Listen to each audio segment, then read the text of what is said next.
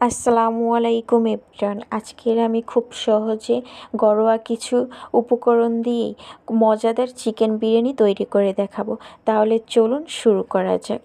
প্রথমে চিকেনগুলোকে লবণ, হলুদ, মরিচ দিয়ে একটু ভেজে নিতে হবে। তারপর একটা কড়াইতে পরিমাণ মতন তেল দিয়ে এর ভিতরে পেঁয়াজ কুচি দিয়ে দেবো। পেঁয়াজটাকে হালকা ভেজে নিয়ে এর ভিতরে কাঁচামরিচ, রসুন বাটা, বাদাম বাটা, জিরা বাটা, টমেটো সস আর দারচিনি, এলাচ দিয়ে এর ভিতরে স্বাদ মতন লবণ দিয়ে দেব।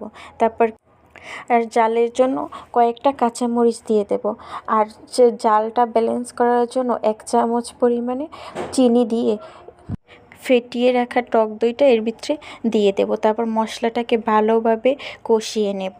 মশলার কষানো হয়ে গেলে এর ভিতরে বেজে রাখা মুরগির মাংসগুলো দিয়ে দেব। মুরগির মাংস আর মশলা ভালোভাবে কষিয়ে নিয়ে এর ভিতরে সামান্য পরিমাণ পানি দিয়ে দেবো, যেন মাংসটা 50% সেদ্ধ হয়, পুরোপুরি সেদ্ধ যাতে না হয়। তারপর ধুয়ে রাখা পোলাওর চালগুলো এর ভিতরে দিয়ে মাংসের সাথে পোলাওর চালটা ভালোভাবে বেজে নিতে হবে।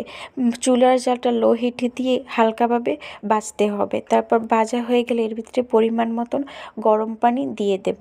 গরম পানি দিয়ে সব কিছু একসাথে মিক্স করে নিয়ে এর ভিতরে 1 প্যাকেট বিরিয়ানি মশলা দিয়ে দেব। দিয়ে সব কিছু একসাথে ভালো করে মিক্স করে নিয়ে ঢাকনা দিয়ে ঢেকে রেখে দেব, যেন চালটা আর মাংসটা সুন্দরভাবে সেদ্ধ হয়।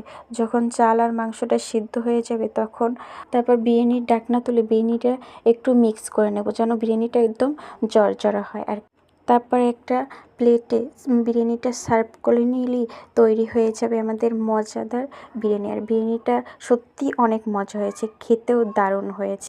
আপনারাও বাসায় এভাবে ট্রাই করে দেখবেন আর কমেন্টে জানাবেন কেমন হয়েছে।